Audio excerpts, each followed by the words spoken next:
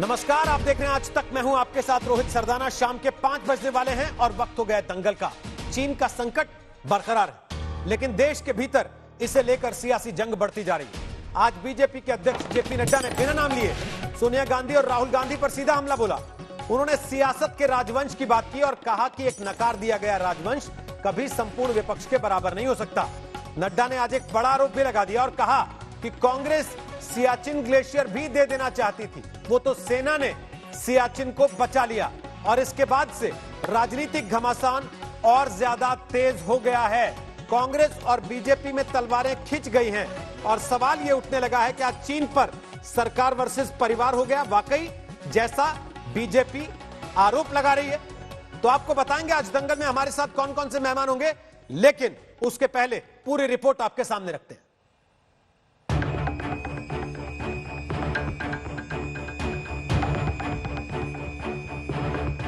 जिस दिन चीन के खिलाफ भारतीय सेना के हौसले को बढ़ाने के लिए सेना प्रमुख जनरल एमएम नरवणे लद्दाख में फॉरवर्ड पोस्ट पर गए, उसी दिन चीन के मसले पर दिल्ली की लड़ाई और तीखी हो गई। सरकार की चीन नीति को लेकर प्रधानमंत्री नरेंद्र मोदी पर हमले कर रहे कांग्रेस नेताओं सोनिया गांधी और राहुल गांधी पर बीजेपी के अध्यक्ष जेपी नड्डा ने बड़ा हमला बोला। बिना सोनिया राहुल का नाम लिए नड्डा ने ट्वीट कर कहा, एक राजवंश के कारनामों के चलते हमने अपनी हजारों वर्ग किलोमीटर भूमि गंवा दी। सियाचिन ग्लेशियर भी लगभग चला ही गया था और भी ऐसा बहुत कुछ है। आश्चर्य नहीं कि भारत ने उन्हें नकार दिया है। एक नकार दिया गया राजवंश कभी संपूर्ण विपक्ष के बराबर नहीं हो सकता। एक राजवंश के हित ही भारत के हित हों, यह असंभव है। आज देश एकजुट है और हमारे सशस्त्र बल के साथ खड़ा है। यह समय एकजुटता का है। अनगिनत बार राजकुमार को लॉन्च करने का प्रयास इंतजार कर सकता है। सवाल पूछना विपक्ष का अधिकार है। सर्वदलीय बैठक में सार्थक चर्चा हुई, जिसमें विपक्ष के कई नेताओं ने जरूरी सुझाव दिए। उन्होंने आगे की नीति तय करने के लिए केंद्र का पूरा समर्थन भी किया। इसमें सिर्फ एक परिवार अपवाद था। जानते हैं ना कौन? सियाचिन को पाकिस्तान को देने की सारी बात तय हो चुकी थी, किंतु आज मैं इस प्लेटफॉर्म से आर्मी को साष्टांग प्रणाम करता हूं। भारतीय जनता पार्टी आर्मी को साष्टांग प्रणाम करती है कि डायनास्टी ने, मां बेटे ने, नेहरू गांधी वाड्रा परिवार ने यह तय कर लिया था कि सियाचिन की भूमि भी पाकिस्तान को दे दी जाए, किंतु आर्मी ने इंटरवीन किया, आर्मी ने गुहार लगाई, आर्मी ने इस पे ऑब्जेक्शन दिया और आर्मी के जनरल का नाम भी यहां मौजूद है, आर्मी चीफ जनरल जे सिंह। उनके कहने के पश्चात इस डील को स्क्रैप किया गया। उल्टी लटक गई थी कांग्रेस पार्टी की जमीन देना है। बीजेपी ने अपने हमले से सोनिया राहुल और बाकी विपक्ष को अलग अलग तराजू पर रखने की कोशिश की है। यहाँ ये बता दें कि पिछले हफ्ते गलवान घटना पर हुई सर्वदलीय बैठक में सोनिया सरकार पर बेहद हमलावर थी, जबकि बाकी विपक्ष इस संवेदनशील मौके पर बेहद सतर्क था। लेकिन अब जबकि बीजेपी ने राहुल सोनिया पर सीधा हमला किया है, तो चीन मुद्दे पर कांग्रेस और तीखी प्रतिक्रिया दे रही है। ये भारत की जो सेना है, उसकी सर्वोच्च इज्जत भारतीय राष्ट्रीय कांग्रेस करती है।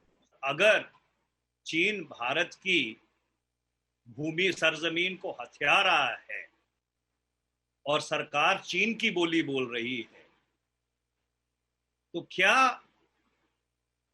आप जो राष्ट्रवादी शक्तियां हैं, वो क्या आज इस चीनी आक्रमण के खिलाफ चुप बैठे? चीन मसले पर राजनीति की उठापटक बेहद गंभीर है। पूर्वी लद्दाख में चीन के खतरे से निपटने के लिए लगातार रणनीति बन रही है। सैन्य और कूटनीति दोनों फ्रंट पर भारत अच्छी रणनीति बना रहा है। दिल्ली से आनंद पटेल और अनीशा माथुर के साथ आज तक ब्यूरो। तो आपको बता दें कि दंगल में आज हमारे साथ संबित पात्रा हैं, बीजेपी का पक्ष रखेंगे। हमारे साथ राजीव त्यागी हैं, वो कांग्रेस पार्टी का पक्ष रखेंगे। हमारे साथ अजय आलोक हैं, वो जेडीयू के नेता हैं। और हमारे साथ अनुराग भदौरिया हैं, वो समाजवादी पार्टी के नेता हैं। यानी कि 2 सत्ता पक्ष से लोग और 2 विपक्ष से सीधी बात आज करने के लिए यहां मौजूद हैं। संबित पात्रा, 2 बड़ी बातें। एक, जेपी नड्डा का आरोप कि केवल एक परिवार खिलाफ है, पूरा विपक्ष खिलाफ नहीं है। क्यों आपको ऐसा लगता है? और दूसरा, ये जो नई बात आपने आज सामने रखी कि कांग्रेस पार्टी तो पूरा सियाचिन दे देना चाहती थी पाकिस्तान को, वो तो सेना ने रोक लिया, ये कहां से आई कहानियां? देखिए, पहले मैं दूसरे वाले हिस्से से शुरू करता हूं, क्योंकि बहुत ही गंभीर मसला है। आज भारतीय जनता पार्टी के राष्ट्रीय अध्यक्ष श्री जेपी नड्डा जी ने पूरे तथ्यों को ट्वीट करके बताया था। उनके ट्वीट में भी मौजूद था और मैं कुछ हिस्सा पढ़ देता हूं और दिखाना चाहूंगा। ये द हिंदू अखबार, वैसे टाइम्स ऑफ इंडिया का भी है, इंडियन एक्सप्रेस का भी है, मगर मैं द हिंदू अखबार का आपको आर्टिकल दिखा रहा हूं। ये 2017 का आर्टिकल है। श्याम शरण, जो कि हिंदुस्तान के बहुत जाने माने फॉरेन सेक्रेटरी रहे हैं, उनको लेकर ये आर्टिकल छापी गई थी। उन्होंने एक किताब लिखा था, missed opportunity to solve Sir Creek dispute, और उस किताब में इसका वर्णन है। मैं कुछ इसका जो विषय है, जिसको नड्डा जी ने बोला भी है, मैं उसको उद्धृत करता हूं। India and Pakistan nearly came to an agreement on delimiting the Siachen glacier at least 3 times, 1989, 1992 and 2006, says Foreign Secretary Shyam Sharan in the book released by the Prime Minister Dr. Manmohan Singh on Wednesday. इसमें सबसे बड़ी बात है, how India sees the world, Kautilya to 21st century. Mr. Saran records the crucial meeting of the CCS Cabinet Committee on Security on the eve of India-Pakistan Defence Secretary level talks in May 2006, where the draft agreement that has been approved by the army and other stakeholders was to be discussed. However, he said two crucial players, the then NSA M.K. Narayanan and the then Army Chief J.J. Singh, made last-minute interventions to cancel the proposition. When the CCS meeting was held on the eve of the Defence Secretary level talks, Mr. Narayan launched into bitter offensive against the proposal, saying that Pakistan could not be trusted and there would be political and public opinion opposition to any such initiative, that India's military position in the northern sector vis-a-vis both Pakistan and China would be compromised.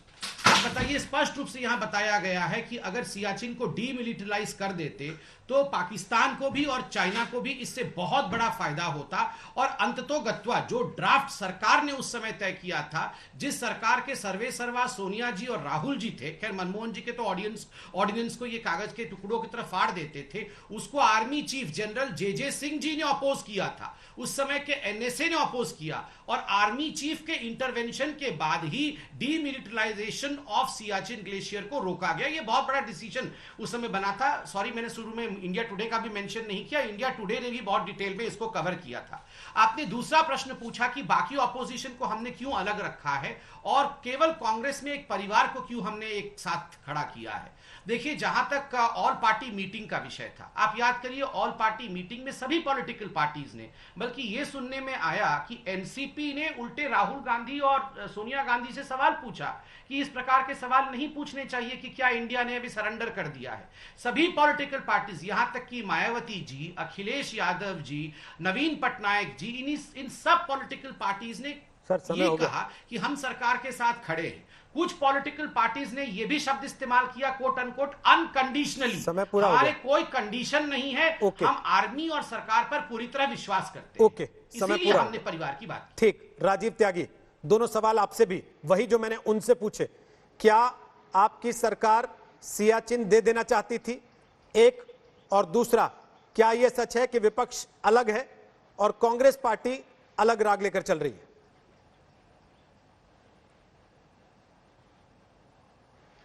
देखिए, दोनों विषयों पे एक बात कहना चाहूंगा। उससे पहले रामचरितमानस की एक चौपाई जरूर कोट करना चाहूंगा। झूठे ही लेना, झूठे ही देना, झूठे ही भोजन, झूठे ही चबेना। तो भारतीय जनता पार्टी पे ये जो चौपाई है, कायदे में बिल्कुल सच बैठती है कि सुबह से शाम तक झूठ बोलना, उसके अलावा कुछ नहीं। रोज जी याद करिए, जिस टाइम भारतवर्ष बांग्लादेश के साथ एक पैक्ट कर रहा था, जमीन समझौता कर रहा था, उस वक्त भारतीय जनता पार्टी ने पूरा हल्ला मचाया था, पार्लियामेंट से लेकर पूरे देश में। और भारतीय जनता पार्टी जब मोदी सरकार सत्ता में आई तो बांग्लादेश से जमीन समझौता जो किया गया, उसमें ना तो कोई फुल स्टॉप चेंज किया, ना कोई कॉमा चेंज किया, और जमीन का आदान प्रदान बांग्लादेश और भारतवर्ष में हो गया। तो भारतीय जनता पार्टी से मेरा सवाल यह है, माय डियर फ्रेंड, कि जब आप सत्ता पक्ष में रहते तो आपकी भाषा दूसरी होती है, और जब विपक्ष में होते हैं आपकी भाषा दूसरी होती है। रही बात भारतीय जनता पार्टी के नेताओं के बयान, और भारतीय जनता पार्टी जो कह रही है कि कांग्रेस पार्टी इस टाइम सवाल पूछ करके गलत कर रही है, तो मैं अब शुरू करता हूं निश्चित रूप से 9/11/1962 से। 9/11/1962 को बीच में जरूर लाएगी भारतीय जनता पार्टी। तो उसमें भारतीय जनता पार्टी के शीर्ष नेतृत्व अटल बिहारी वाजपेयी ने चीन के साथ युद्ध के बाद जो वक्तव्य दिया, उसकी 3 लाइन पढ़ देता हूं। पहली लाइन, मुझे देखकर दुख हुआ कि हम संकट की घड़ी में भी हम स्पष्ट मानने को तैयार नहीं है कि चीन के इरादों को चीन की सैनिक तैयारी को और चीन के अतिक्रमणों को सही रूप से समझने में हम कामयाब हुए। इस वक्तव्य से बहुत स्पष्ट है कि अटल बिहारी वाजपेयी जी का वक्तव्य आज के परिप्रेक्ष्य में भी ये सच बैठता है और ये शायद मोदी सरकार से स्वयं से अटल बिहारी वाजपेयी पूछ रहे हैं कि बच्चे, तुमने किस तरह से चीन पे विश्वास कर लिया, क्यों तुम 9 बार चले गए, क्यों तुमने 9 लाल आंखें क्यों नहीं दिखाई, कैसे सीमा में चीन हमारी घुस आया, कैसे 20 जवान शहीद हो गए। अटल बिहारी वाजपेयी जी पीड़ित है इस बात को लेकर के। दूसरी बात मैं कहना चाहता हूं, 14/10/2009 रविशंकर प्रसाद साहब का बयान, PM must call all party meeting on China. 26/1/2010 India must be guard against China's new assessment. 17/10/2008 Rajnath Singh 15 सदस्यीय चीन की डेलीगेशन से मिलते हैं। 30/1/2007 चीन और चीन के डेलीगेशन से फिर दोबारा भारतीय जनता पार्टी के अध्यक्ष मिलते हैं। 7/11/2010 अडवाणी जी का ब्लॉग, अडवाणी जिसमें ब्लॉग में मान रहे हैं कि चीन जो है खरगोश है और भारतवर्ष कछुआ है। भारतवर्ष की तुलना आपके नेता करे कछुए से। भारतवर्ष, मैं लास्ट सेंटेंस कहना चाहूंगा, बस सिर्फ लास्ट सेंटेंस। उसमें ये बताएंगे क्या कि सियाचिन देने का प्लान, जिस पे आप अभी तक बोले नहीं, रोहित जी, उसके लिए अलग से समय लेंगे। चुनाव में सियाचिन देने का जो प्लान, जिसका इन्होंने बड़ा आरोप लगाया, श्याम शरण साहब का नाम लिया, किताब के उद्धरण पढ़े, जनरल जे सिंह का नाम लेके कहा।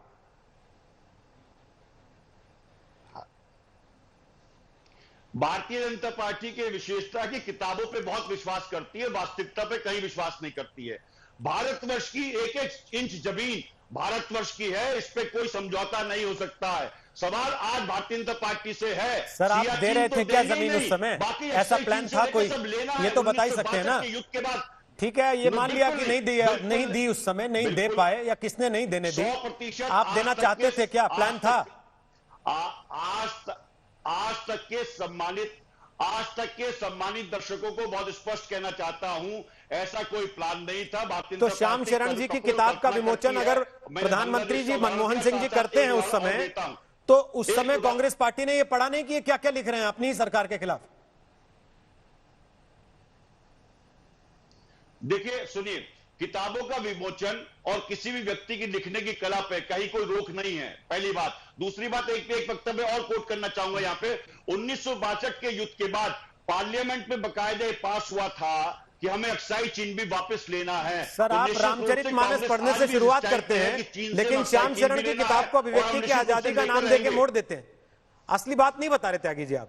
क्या सरकार देना चाहती थी सियाचिन, जो आज एक नया विवाद खड़ा हो गया सामने आके? माय डियर फ्रेंड, असली बात 100% कांग्रेस पार्टी ने जो बात कही है, या मैंने जो बात कही है, भारतीय जनता पार्टी झूठ बोल रही है। बांग्लादेश के मामले में भारतीय जनता पार्टी ने जिस तरह से जमीन समझौते पे हल्ला मचाया था, आज भारतीय जनता पे श्याम शरण ने झूठ बोला है किताब में। 100% झूठ बोल रहे श्याम शरण भी।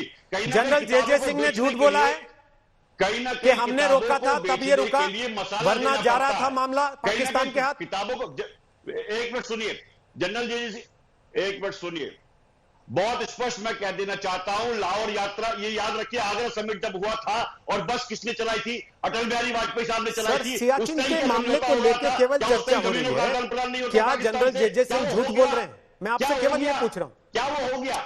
क्या हो गया? मैं कह रहा हूं, मैं तो अभी गलवान की गन पे भी सवाल पूछूंगा इनसे, जहां ये तोड़ आए थे वहां चीन फिर से खड़ा हो गया। लेकिन सर, सवाल आपको तो बताना पड़ेगा ना कि भाई जनरल जे सिंह झूठ बोल रहे हैं क्या? कांग्रेस पार्टी तो ना खाता ना बही, जो त्यागी जी कहते हैं वो सही, बस बाकी सब झूठे। आज तक के दर्शकों को, सम्मानित दर्शकों को, आज तक के सम्मानित दर्शकों को बहुत विनम्रता पूर्वक एक बात कहना चाहता हूं।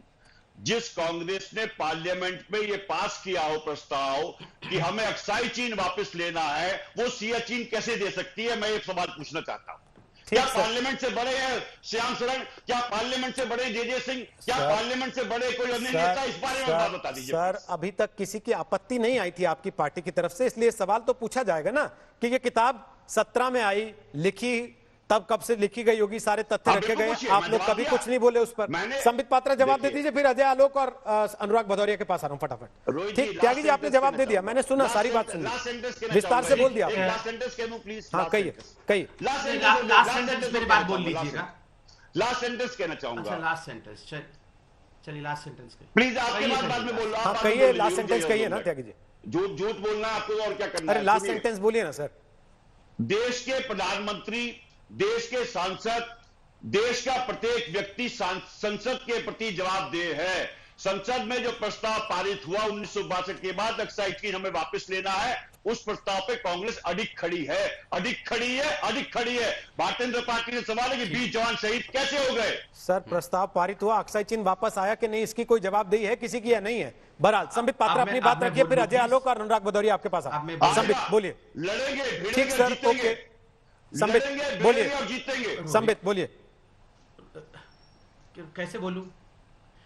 रोहित जी, वैसे कांग्रेस जितनी जल्दी लास्ट सेंटेंस बोल दे उतना ही अच्छा देश का। मगर गलती यह है कि लास्ट सेंटेंस नहीं है, हर दिन एक नया सेंटेंस लेकर राहुल गांधी, ये क्या हो रहा है? मुंह से बोलते हैं और कौन? राहुल गांधी कहां से बोलते हैं भैया? कहां से बोलते हैं राहुल गांधी? ये किस प्रकार का सवाल? ये भारतीय जनता पार्टी की कलाई खुल रही है, ये भारतीय जनता पार्टी की कलाई खुल रही है। कलाई तो फिर सबकी खुल रही है ना।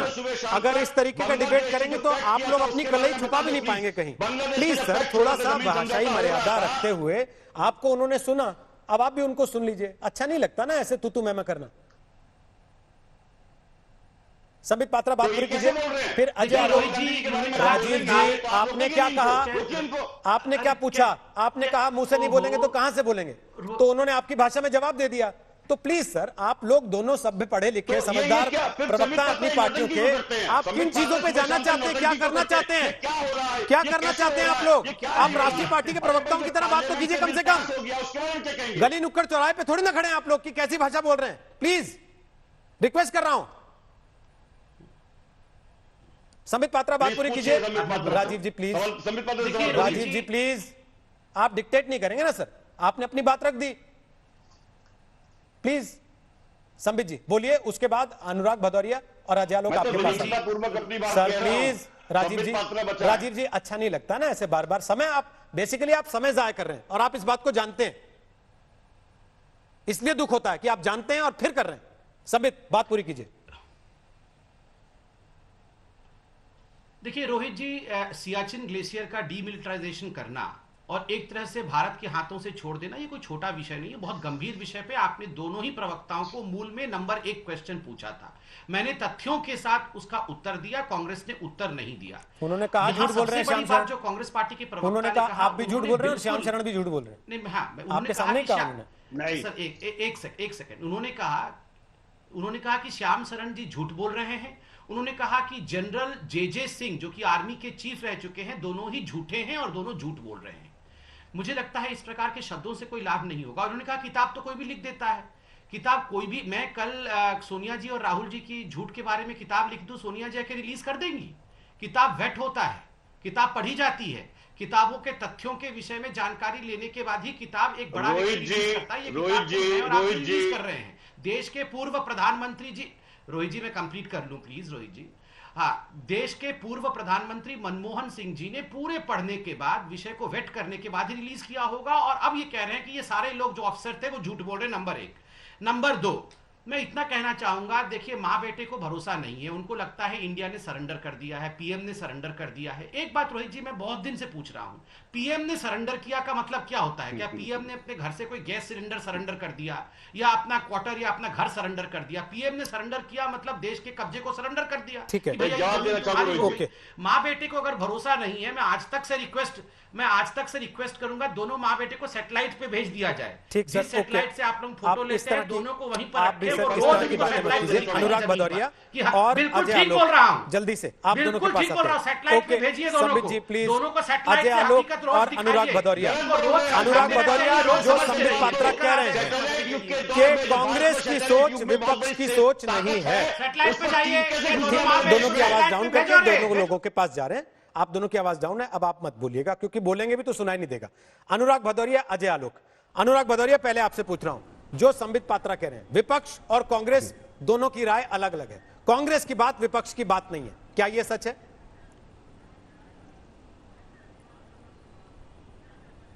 देखिए, आपने देखा होगा कि संबित पात्रा जी और कांग्रेस के प्रवक्ता जी, ये लोग ऐसी लड़ाई लड़ रहे हैं और ये दिखाने की कोशिश कर रहे हैं देश के अंदर में कि देश में सिर्फ भारतीय जनता पार्टी और कांग्रेस के बीच की ये लड़ाई है। एक बार भी शहीदों की बात नहीं हो रही है, चीन के LAC की बात नहीं कर रहे हैं, जिनका परिवार तकलीफ में है, शहीदों के फैमिली के परिवार, उसकी कोई बात नहीं हो रही है। ये बात कर रहे हैं कि तुम्हारे क्या किया, हमने क्या किया, हमने क्या किया, तुमने क्या किया। अरे 130 करोड़ पॉपुलेशन का देश है, आप राष्ट्र की बात करो ना। आप तान रहे हो हमारे प्रधानमंत्री जी, वो तान रहे हैं हमारी सोनिया जी। अरे आप ना प्रधानमंत्री जी इस देश से बड़े हैं, राष्ट्र से बड़े हैं, ना सोनिया जी इस देश से और राष्ट्र से बड़ी हैं। इस देश के अंदर में सबसे बड़ा राष्ट्र होता है। राष्ट्र की बात कीजिए ना, आप व्यक्ति की पद की महिमा मंडल कर रहे हैं दोनों लोग। राष्ट्र कहां है भाई? 1962 से लेकर 2013 तक वही काम कांग्रेस ने किया, हमेशा ढुलमुल रवैया अपनाया, और इनकी जो पॉलिसी फ्लॉप रही चाइना के खिलाफ। और 2014 के बाद वही पॉलिसी बीजेपी ने अपनाई, वही पॉलिसी बीजेपी ने आगे बढ़ाई, और बीजेपी की पॉलिसी फ्लॉप रही। उसका नतीजा ये निकला कि हमारे 20 जवान शहीद हो गए। जब 20 जवान शहीद हो गए तो दोनों अपनी चोरी छुपाने में लगे हुए हैं। तुमने क्या किया था, हमने क्या किया था, इसी में हल्ला मचा के बात खत्म कर दो, सच्चाई सामने आ जाए। सच्चाई तो यह है कि 2014 के बाद जब भारतीय जनता पार्टी की सरकार आई तो जो आपको लगता था टीटी सही नहीं थी, जो संधि सही नहीं थी, आपको उस समय खत्म कर देनी चाहिए थी, बात करनी चाहिए थी। तब तो आप उनको बुला के आप 5 बार गए, 18 बार मिले, आपने झूला भी झूला, अप्पी झप्पी भी की, और आपने ऐसा दिखाया कि हम मित्रता ज्यादा कर रहे हैं। +1 इसको नहीं बोलते हैं सर,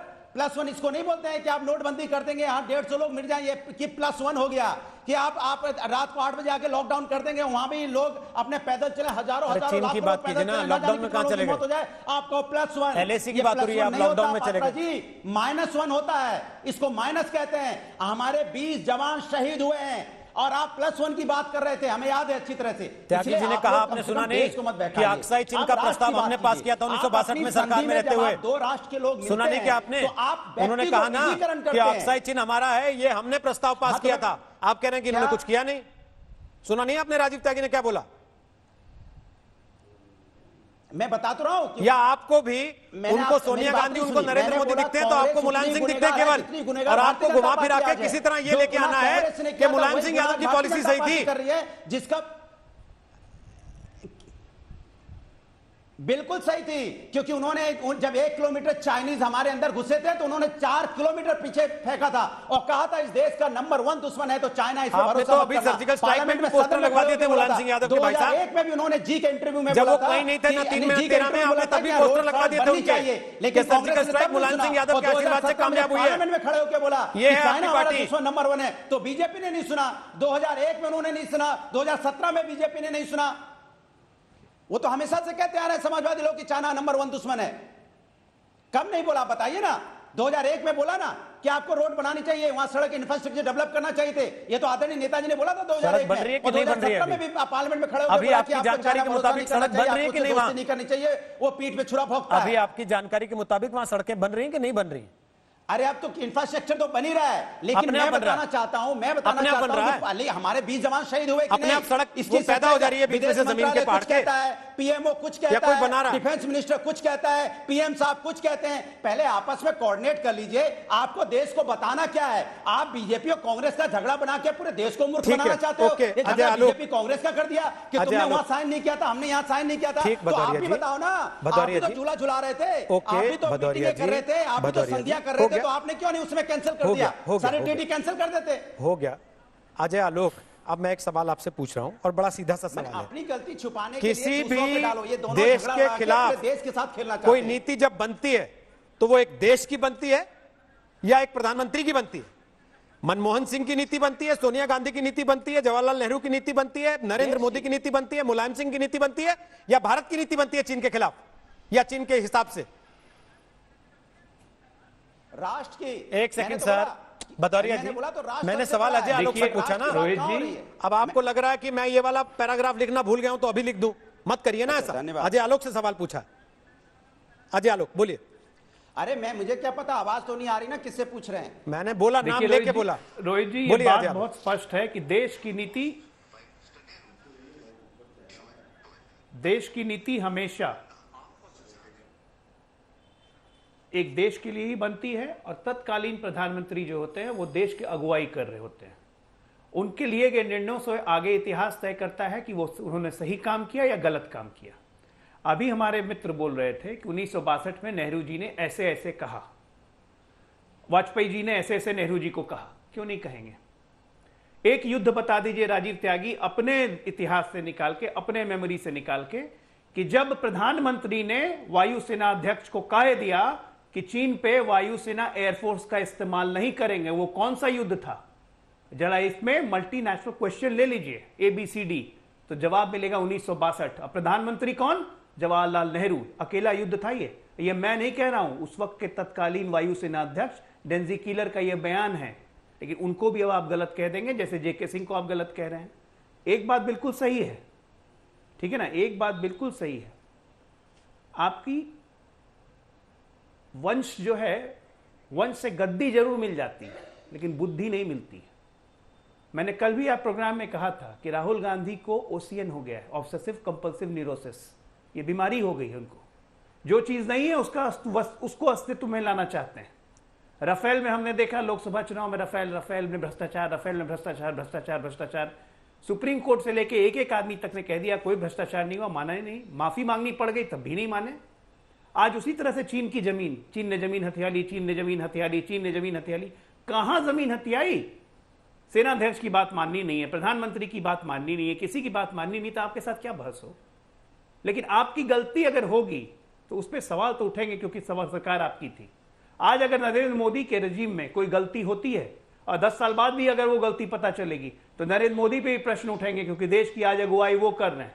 इसमें कोई आपको इफ एंड बट नहीं होना चाहिए। इससे वाजपेयी जी ने नेहरू जी से सवाल क्यों पूछे थे, पार्लियामेंट का सेशन क्यों बुलवाया था, ये कृपया करके बोलना बंद कीजिए, क्योंकि नेहरू जी अकेले प्रधानमंत्री थे जिन्होंने एयरफोर्स को ऑर्डर दिया था कि एयरफोर्स अटैक नहीं करेगी। और आज हमारे लेह और लद्दाख में हर टीवी चैनल पे देखिए कि हमारी एयरफोर्स कैसे राउंड्स ले रही है। ये आज एक नेशनल समस्या है, इसलिए बीजेपी कांग्रेस करने की या JDU करने की इसमें जरूरत नहीं है। और मत भूलिए कि देश ने प्रधानमंत्री को चुना है इस समस्या से निपटने के लिए, लेकिन प्रधानमंत्री का निर्णय ही इस देश का निर्णय होगा कि बीजेपी के खिलाफ केवल गांधी परिवार है, आने वाले विपक्ष नहीं है, ये जायज है क्या? आपने सुना भी, अनुराग भदौरिया को भी सुना आपने? बिल्कुल सही है, बिल्कुल जायज है। वो कोई साथ में नहीं खड़े हैं सरकार के, कहने को भले ही हो कि हम तो आपके साथ हैं। तो कुछ नहीं, इनके नेता क्या कह रहे हैं, इनके नेता क्या कह रहे हैं भैया, इनके नेता तो कह रहे हैं कि हम सरकार के साथ हैं। अनुराग भदौरिया के पूरे बातों के मर्म में तो यही था कि बीजेपी कांग्रेस मत खेलिए, अभी देश की बात सरकार के साथ है क्योंकि राष्ट्र के साथ है। उसके लिए वो कांग्रेस को भी जिम्मेदार ठहरा रहे हैं, बीजेपी को भी जिम्मेदार ठहरा रहे हैं, सरकार की कूटनीति के खिलाफ हैं, लेकिन हम फौज के साथ हैं, राष्ट्र के साथ हैं। एक मिनट अनुराग जी, एक मिनट, बाहरी ताकत कोई देश को हाथ दिखाएगी तो सरकार के साथ खड़े नजर आएंगे। अनुराग जी एक मिनट, सरकार की तो आलोचना करेंगे, सरकार की निंदा नहीं कर रहे हैं हम। नहीं, सरकार की आलोचना कर रहे हैं, निंदा नहीं कर रहे हैं। और सरकार की आलोचना करना लोकतंत्र में ये विपक्ष का अधिकार है, समीक्षा करना हमारा अधिकार है, हम समीक्षा कर सकते हैं सरकार की। अनुराग जी, आप इसकी निंदा मत करिए, मत समझिए कि हम बिल्कुल अधिकार है। वो कह रहे हैं मैं आपके पक्ष में बोल रहा हूं, मेरी बात सुन लीजिए, वो बोल रहे हैं, एक बार सुन लीजिए उनको, शायद आपको अच्छा ही लग जाए। अनुराग भदौरिया जी जो कह रहे हैं, अनुराग भदौरिया जी जो कह रहे हैं वो उनकी बातों का मर्म ये है कि इस विपत्ति की स्थिति में वो सरकार के साथ है, प्रधानमंत्री जो भी निर्णय लेंगे वो साथ में रहेंगे। यही बात एनसीपी ने भी कही, यही बात मायावती जी ने भी कही, यही बात और तो और ममता जी ने भी कही, लेकिन कांग्रेस नहीं। कोरोना काल से कांग्रेस सिर्फ राजनीति कर रही है, हर चीज में सरकार की बुराई, सरकार, और इस लाइन में चीन की तरफदारी तक हो जाती है। किसने कहा था कांग्रेस पार्टी को कि जाके MOU साइन करो कम्युनिस्ट पार्टी ऑफ चाइना से? उस पर जवाब क्यों नहीं देते हैं? क्या जरूरत है MOU साइन करने की? ठीक है, क्या आज इसीलिए चाइना के कहने पे ये सवाल उठाए जा रहे हैं? ठीक, आपके राहुल गांधी का बयान चाइना के न्यूज़पेपर में चल रहा है, हेडलाइन बना के कि देखिए भारत की स्थिति क्या है, ताकि चीनी जनता का मनोबल ऊंचा रहे। क्या ये सही है? ठीक है, यही काम पाकिस्तान में भी हुआ था, पाकिस्तान ने राहुल गांधी के ट्वीट का इस्तेमाल किया था। ठीक, तो ये एंटी नेशनल रिदीम क्यों ले रही है कांग्रेस पार्टी? क्या जरूरत है करने? ठीक, मैं त्यागी जी से जवाब लूं उसके पहले जरा एक बयान मनीष तिवारी का सुनवाना चाहते हैं। जब बीजेपी ने सियाचिन ग्लेशियर को लेकर हमला बोला तो कांग्रेस की तरफ से कहा गया कि बीजेपी के सांसद तापिर गांव ने एक इंटरव्यू में कहा है कि चीन ने अरुणाचल के अंजा जिले में जमीन पर कब्जा कर लिया है। अब कांग्रेस ये कह रही है कि सरकार इसका सच बताए। समित पात्रा जवाब दें, उसके पहले मनीष तिवारी का बयान आपको सुनवाते हैं, क्या कहा उन्होंने। ये कोई मामूली आदमी नहीं है जो ये सब बातें कह रहा है। भाजपा से उस इलाके से सांसद हैं, भाजपा के पूर्व अध्यक्ष रहे हैं जून 2020 तक या मई 2020 तक, उनकी राष्ट्रीय कार्यकारिणी के सदस्य हैं। और अगर वो ये कह रहे हैं कि चीन ने भारत की 50-60 किलोमीटर भूमि के ऊपर अरुणाचल प्रदेश में कब्जा कर लिया है, तो ये बहुत ही अत्यंत ही गंभीर बात है। हम सरकार से ये जानना चाहते हैं कि क्या जो श्री तापिर गाव जी कह रहे हैं वो सही है कि वो गलत है। संबित पात्रा, दीजिए जवाब उनकी बात का। आप ही के सांसद का हवाला दे रहे हो। देखिए, मैं आपको स्पष्टता, हाँ, मैं जवाब दे रहा हूं। देखिए रोहित जी, मैं तापिर गांव जी के उस इंटरव्यू के बारे में नहीं जानता हूं, मगर चूंकि हमें एक पॉइंटेड क्वेश्चन पूछा गया है कि क्या चीन ने अरुणाचल प्रदेश में कुछ जमीन हमारी हड़प ली है, मैं पॉइंटेड जवाब दे रहा हूं कि कोई जमीन नहीं हड़पी है। अरुणाचल प्रदेश जैसा था वैसा ही है। हाँ, चीन क्लेम करते रहता है, क्लेम करने से क्या होता है, उससे कुछ नहीं होना है, कोई जमीन नहीं हड़पी है। मगर मुझे एक बात समझ में नहीं डॉक्टर साहब, यही बात तो आप पहले गलवान के बारे में भी कहते थे, फिर वहां पर सैनिक गए, उन्होंने चीनियों के वो झोपड़े तोड़े जिसमें हमारे 20 सैनिक शहीद हुए। यही बात आप पैंगोंग त्सो के बारे में भी कहते थे, जहां आज आप मान रहे हैं कि फिंगर 4 से फिंगर 8 के बीच में तनाव की स्थिति है, जहां चीनी आके खड़े हो गए हैं। मैं रोहित जी जवाब दे रहा हूं। बहुत संगीन विषय में बहुत आराम से जवाब दे रहा हूं, कोई लड़ाई झगड़ा नहीं है। रोहित जी, तनाव की स्थिति और कब्जा लेना, तनाव की स्थिति और जमीन सरेंडर कर देना, इनमें फर्क होता है। और मैं इसको समझा दूं, क्योंकि करोड़ों लोग आज तक देखते हैं, गांव-गांव तक पहुंचा हुआ ये चैनल, शुद्ध हिंदी में साधारण तरीके से समझाना बहुत जरूरी है। क्यों नहीं कब्जाई है, मगर फिर भी जब हम कहते हैं कि पीछे हट रही है चाइनीज सेना, इसका अर्थ क्या होता है? देखिए, बॉर्डर एक अलग चीज होती है। बॉर्डर होता है वो जो इंडिया हम मानते हैं कि हमारा बॉर्डर है और विश्व को दिखाना चाहते हैं कि ये हमारा एरिया है, अक्षय चीन तक हमारी बॉर्डर है। एलएसी अलग बात है, क्योंकि जिस 43,000 किलोमीटर की बात हुई है, उतना लीगेसी के कारण पहले से चीन आके ऑक्यूपाई कर लिया था, बाद में एलएसी की बात होती है। ये जो एलएसी है, एलएसी वेल डिफाइंड नहीं है, किंतु एलएसी के पास के जो इलाका है उसको एरिया ऑफ डिफरेंट परसेप्शन कहते हैं। चीन ने आज तक ये दिखा रही है, चीन के एलएसी के तरफ, अपने तरफ जो एरिया ऑफ डिफरेंट परसेप्शन है, उसमें कुछ स्ट्रक्चर इरेक्ट किए और उसमें अपना बिल्टअप किया, जो कि अलाउड नहीं होता है। आप एरिया ऑफ डिफरेंट परसेप्शन में भी इलेक्शन नहीं कर सकते हैं और वहां आप बिल्डअप नहीं कर सकते। इंडिया ने इसको ऑब्जेक्ट किया और उसको पीछे धकेलने की कोशिश की। इस पे डीएस्केलेशन की बात होती है। हमारे इलाके में कोई घुस के नहीं आया एलएसी के इस तरफ, और एलएसी के इस तरफ हमारे इलाके में कोई कब्जा नहीं हुआ। ये बात आप पिछले 1-1.5 महीने से समझा रहे हैं। आपको क्या लगता है, जिस पार्टी ने 50-55 साल देश में सरकार चलाई है, उनको इन बातों का मतलब नहीं पता कि बफर जोन क्या होता है, कब्जा लेना क्या होता है, तनाव की स्थिति क्या होती है, आगे आ जाना क्या होता है और पीछे हटना क्या होता है? मैं बता देता हूं। उनको नहीं पता क्या 55 साल जो इन्होंने सरकार चलाई? तो मैं बता रहा हूं रोहित जी, ये जो हम रोज 5 बजे से 10 बजे तक डिबेट करते हैं, रोज ये प्रेस कॉन्फ्रेंस, आपको क्या लगता है कि ये राहुल गांधी जी और सोनिया जी समझने के लिए डिबेट्स करवा रही हैं या ये प्रेस कॉन्फ्रेंस हो रहा है? ये सब समझते हैं। ये मैं अभी राजीव त्यागी जी को 1 घंटे समझा दूंगा। राजीव त्यागी हाँ मैं समझ गया एलएसी क्या होता है, एरिया में बहुत बढ़िया, वाह वाह वाह, मोदी जी ऐसे कर चले जाएंगे। वो कल फिर वही पूछेंगे। ये समझाने के लिए नहीं हो रहा है, ये रायता बिखेरने के लिए हो रहा है, ताकि राहुल गांधी को लॉन्च किया जा सके। वो तो राफेल को भी समझते थे कि कोई घोटाला नहीं हुआ है, फिर भी कितना नाटक किया जब तक कि सुप्रीम कोर्ट ने लताड़ नहीं लगाई। तो ये ऐसे ही है, ये रायता बिखेरने के लिए कर रही है, समझने के लिए नहीं कर रहे हैं। जब आप ये हवाला देते हैं 2009 में नरेंद्र मोदी क्या बोलते थे विपक्ष में रहते हुए, 2012 में नरेंद्र मोदी, 13 में नरेंद्र मोदी क्या बोलते थे जब प्रधानमंत्री नहीं थे और आपकी सरकार थी, और फिर आप वही बातें करते हैं जब इनकी सरकार है, तो क्या वाकई रायता बिखेरने के लिए होता है?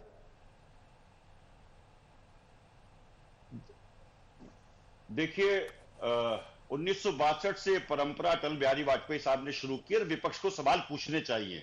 उन्होंने एक ऑल पार्टी मीटिंग करने की बात कही अटल बिहारी वाजपेयी साहब ने, और सेशन बुलाने की बात कही। पंडित नेहरू ने सेशन बुलाया और पूरा सेशन चला, और सेशन को पत्रकारों ने भी कवर किया। ये हम फख्र से कहते हैं कि निश्चित रूप से पत्रकारों को कवर करना चाहिए हर चीज को।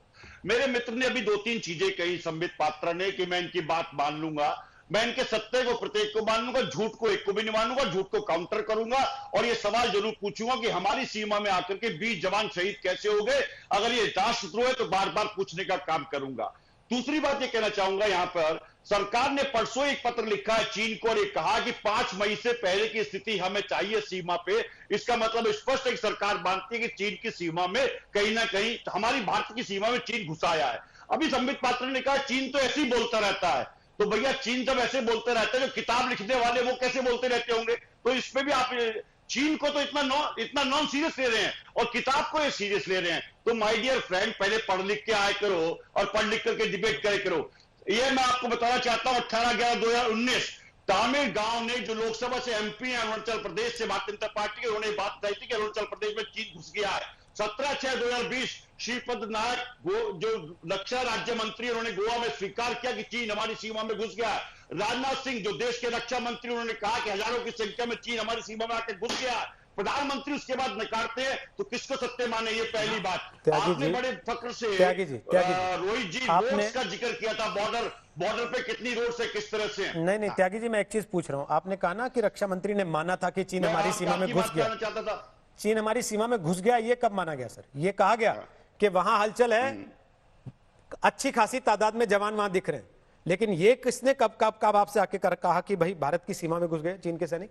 तो या इसमें थोड़ा बहुत आप अपने हिसाब से ऐड कर लेते हैं तो कि भाई चला अपना माहौल बनाना है? सरकार ने परसों जो लेटर लिखा है, बहुत स्पष्ट कहना चाहता हूं, आज तक के दर्शकों को बहुत स्पष्ट कहना चाहता हूं, सरकार ने परसों एक लेटर लिखा है, जो मीटिंग्स हुई है उसमें बकायदा ये कहा कि 5 मई से पहले की स्थिति सीमा पर हमें चाहिए। वो क्या स्थिति है सरकार स्पष्ट करे, सरकार स्पष्ट करके बताए ना। सरकार ने क्या लेटर नहीं लिखा, इसको नकार देंगे रोहित सरदाना जी? अब मैं आता हूं रोहित सरदाना जी, आपने वहां पे सड़कों का बहुत जिक्र किया है। हमारे देश में एक संस्था है बॉर्डर रोड ऑर्गेनाइजेशन, उसकी अगर सफलता की बात करें तो 60,000 किलोमीटर रोड्स बॉर्डर पे बनाई है बॉर्डर रोड ऑर्गेनाइजेशन ने, और 1961 में पंडित नेहरू ने उसकी स्थापना की थी। सिर्फ एक रोड का जिक्र करना चाहूंगा। स्थितियां सारी वैसी ही हैं। जहां बांग्लादेश तोड़ने की बात हो तो इंदिरा गांधी ने खुद जाके आरी लेके काटा था, और 1962 की बात हो तो सेना हार गई थी जी, नेहरू जी नहीं हारे थे। तो ये वैसी स्थिति है कि कड़वा कड़वा थू थू और मीठा मीठा गप गप सब चीज को कर लेना। इसलिए इन बातों में नहीं जाना चाहिए कि किस चीज का क्रेडिट किसको जा रहा है, किसको नहीं जा रहा। जो सरकार जब रहती है वो उसका क्रेडिट लेती है और डिस्क्रेडिट भी उसी के खाते में जाएगा। इस बात को आप लोग कितना मर्जी नाना करते रहिए, आप नकार पाएंगे नहीं इस बात। जवाब ले लीजिएगा। जवाब तो ले रहा हूं इतनी देर से। जवाब ले लीजिए। हम 1962 में हम हारे, निश्चित रूप से पंडित नेहरू से लेकर के पूरा देश सब हारे। हाँ, पूरा देश हार गया सर। जीते, पूरा देश जीता, इंदिरा गांधी जी भी जीती, देश का सेना भी जीती। नहीं सर, 1962 में हारे तो नेहरू जी के साथ पूरा देश हार गया सर। लेकिन जब आप 2020 में बोले कि समर्पण कर दिया, तो राहुल गांधी ने केवल मोदी ने समर्पण किया कहा है, देश ने समर्पण किया नहीं कहा। इसको देश का समर्पण मत कहिए। यही आप लोग कह रहे थे परसों तक बैठ के यहां पर। बहुत स्पष्ट कहना चाहता हूं, देश की अगर आप नेहरू की, पंडित नेहरू की नीतियों की आलोचना कर रहे हैं तो हिम्मत जुटाइए रोहित सरदाना जी, हिम्मत अगर केवल शब्दों से ही खेलना पूछने के लिए कि 20 जवान शहीद कैसे तो सर, ये सवाल पूछने के लिए शब्दों से खेलने में तो सर किस तरह से चीन हमारी सीमा में घुसाया, ये सवाल पूछने के लिए कि फिंगर 4 से लेकर फिंगर 8 तक कैसे चीन का कब्जा हो गया, ये सवाल पूछने चाहिए आपको। ये सवाल आपको पूछने चाहिए। नहीं, हम तो पूछ ही नहीं रहे। आपके मन में आता है आप ही पूछते हैं, हम तो पूछ ही नहीं रहे सर। हम कहां पूछ रहे हैं? जवाब दिलवाइए। नहीं, आपको अगर इतना शौक है ना सर, तो एक काम कर लीजिए, आज तक में अप्लाई कर दीजिए, यहाँ के लिए रख लेंगे, मेरी जगह बैठ के पूछ लिया कीजिएगा। मुझे कोई आपत्ति नहीं होगी अगर ये लोग आपको रख लें और यहाँ से आप पूछें तो कोई दिक्कत नहीं होगी। लेकिन सर मुझे ये नहीं बताएंगे कि मैं क्या पूछूंगा क्या नहीं पूछूंगा। Please sir, thank you. उसको कोई नौकरी करने की जरूरत नहीं है। मैं कांग्रेस में भी नौकरी नहीं करता हूं, बेबाक अपनी तरीके से बात करता हूं। सुनिए, नौकरी करने की प्लीज सर, मैं आपको नौकरी दे भी नहीं रहा हूं, मैं केवल ये कह रहा हूं, मुझे ये मत बताइए कि मुझे क्या पूछना है। मुझे जो पूछना है मैं पूछ रहा हूं सर। मैंने आपसे भी पूछा, आपने अपनी ही सरकार के अधिकारियों, सेनाध्यक्षों सबको झूठा बता दिया 1 मिनट के अंदर राजीव जी। तो मुझे पता लग गया उसके बाद कि आगे के सवाल का क्या तात्पर्य है और उसका क्या जवाब मिलने वाला है। अजय आलोक, आप बात उठाएं बहुत देर से। ठीक, राजीव जी एक सेकंड, संबित जी अभी जवाब दूंगा, उसके पहले अजय आलोक वेट कर रहे हैं और अनुराग वेट कर रहे हैं। अजय आलोक बोलिए। अच्छा, जवाब लीजिए। अजय आलोक बोलिए। मैं सिर्फ ये कहना चाहता हूं राजीव जी को कि 1962 का युद्ध भारत हारा था, लेकिन नेहरू जी की गलतियों से, और ये वॉर वेटरन्स ही कहते हैं। हमारे एयरफोर्स चीफ का बयान सुनिए, और ये सुनना जरूरी है, आपके दर्शकों को भी जानना जरूरी है कि उस वक्त के तत्कालीन एयरफोर्स चीफ डेंजिल केलर का ये बयान है। सुनिए जरा। त्यागी जी वो आपके बीच में बोले नहीं, वो सुनते रहे, केवल उंगली उठा के सुनते रहे। 1965 का जिक्र क्यों नहीं करते त्यागी हो? जी 1971 का जिक्र क्यों नहीं करते हो? त्यागी जी वो केवल आपकी बात सुनते रहे, इंतजार करते रहे कि आप चुप होंगे तो वो बोल पाएंगे। बोलने वो मैं चुप हूँ, मैं चुप हूँ। आपके लिए सुनवा रहे हैं वो, कुछ सुन लीजिए उसको। ये आवाज कैसी आ रही है? ये आवाज कैसी आ रही है? Ajay Alok, If it was in the armed forces' hand, it would have been shown. But because it is highly political, that war was lost by Mr. Nehru. Started and lost. He relied on diplomacy and neglected the armed forces. Can you imagine? We didn't even have woolen clothing when we were pushed into. Ajay ji aircraft was not allowed इस to तरीके operate. से समझ पाएंगे नहीं दर्शक, बेहतर होगा आप खुद बता दें क्या सुनाना चाह रहे थे। उन्होंने साफ साफ कहा कि वो पॉलिटिकल डिप्लोमेसी की जगह ये वॉर लड़ना चाहते थे। आर्मी को वुलन कपड़े तक नहीं दिए गए थे। Air force was not allowed to operate and strike. ये किस तरह का वॉर हम 62 में लड़ रहे थे और किस तरह का नेतृत्व था? अगर ऐसी बात पे अगर अटल बिहारी वाजपेयी सवाल उठाते हैं तो क्या गलत करते हैं? आज अगर हमारा चाइना से युद्ध होता है, मोदी जी कहते हैं कि एयरफोर्स नहीं अटैक करेगी, तो क्या मोदी जी को इतिहास माफ करेगा? इसीलिए हम कहते हैं कि नेहरू जी को इतिहास माफ नहीं करेगा। ये कहते हैं नेहरू के साथ देश हार गया था। अजय जी, नहीं, नेहरू जी की गलतियों के कारण हम भारत का युद्ध हारे मसला थे। अब मानिए इससे इस बात आगे को। आ गया है और मसला ये हो गया सर कि नेहरू जी की गलतियां अगर आपने इतनी नोट कर रखी हैं तो उनसे कोई सीख ली आपने? और अगर ली तो फिर ये गलवान में, पेंगोंग सो में चीन कैसे घुस के आके खड़ा हो गया? मैं इसका जवाब देता हूं। मैं इसका जवाब देता हूं। मैं जवाब देता हूं। एक बात सुन लीजिए, कोई चीन घुसा नहीं है, एक इंच भी हमारी धरती पे चीन नहीं घुसा है। उनकी गलतियों से सीख लेके ही आज हमारा बॉर्डर इंफ्रास्ट्रक्चर इतना मजबूत हुआ कि चीन को हम जवाब दे पा रहे हैं।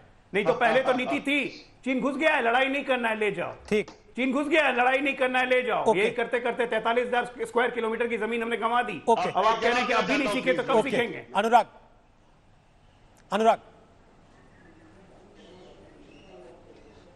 मुझे लगता है, हाँ, मुझे लगता है इतनी सारी बातें करने के बाद आपने देखा होगा कि अभी जो सिचुएशन है बॉर्डर पे, LAC पे, उसके बारे में चर्चा कोई नहीं कर रहा है। उससे भागना चाह रहे हैं सब लोग। 1962 के ऊपर थोप के 66 पे, 93 पे, जहां जहां डाल दो, बट आज की सिन्योरे पे बात मत करो। मैं बोलना चाहता हूं कहीं ना कहीं जो हमारी विदेश नीति है, कूटनीति फैल हुई ना, ये जो भारतीय जनता पार्टी की सरकार है, ये विदेश नीति पता कैसे करती है? जब दो बड़े राष्ट्रीय अध्यक्ष मिलते हैं तो ऐसा लगता है इसे निजीकरण मिल रहे हो, ये मेरी व्यक्तिगत दोस्ती हो रही हो। ये बहुत गंभीरता का विषय होता है, बहुत बारीकी का विषय होता है। आपको बहुत बारीकी से एक देश दूसरी देश से दोस्ती कर रहा होता है। आप ऐसा शो करते हैं जैसे मेरी व्यक्तिगत दोस्ती हो रही है, वाह वाह वाह हम मिल गए, हमारे मित्र हो गए। मित्र अगर हो गए तो फिर ऐसा धोखा क्यों हुआ हमारे साथ जो हुआ? अगर मित्र हो गए होते तो इतना बड़ा धोखा तो नहीं होता। वो आपने तो सब कुछ किया, उनको बुलाया भी, लुंगी भी पहनाई, झूला भी झुलवाया, गप्पे सप्पे भी हुई, गोलगप्पे भी हुए, हप्पी झप्पी भी, उसके बाद उन्होंने मुझे धोखा दिया ना। तो ये हमें धोखा दिया क्यों दिया? ये भारतीय जनता पार्टी को चिंता करने का, समय खत्म हो गया। संबित पात्रा, केवल 20 सेकंड है मेरे पास। आखिरी सवाल ये पूछ रहा हूं, फलाने ने क्या किया था, ढिकाने ने क्या किया केवल था, अपनी आखिरी सवाल पूछ रहा हूं, आप इतिहास, केवल आखिरी सवाल पूछ रहा हूं संबित पात्रा, समय खत्म हो गया है। केवल आखिरी सवाल। अब इतिहास के सवाल उठाकर भविष्य की राह बनेगी क्या कि तब ऐसा नहीं हुआ था, तब वैसा नहीं हुआ था? आज क्या हो रहा है? जवाब दी तो इस बात की है ना संबित जी? उन्होंने गड़बड़ी की थी तो आपको सरकार मिली। ओके सर, गलतियां कर रहे हो जो गलतियां ओके, मुलायम सिंह फार्मूला भारत की उनको जमीन आपने पर बता किसी दिया। प्रकार की कब्जा नहीं हुआ है किसी का। भारत के हमारे जवान अड़े हुए हैं।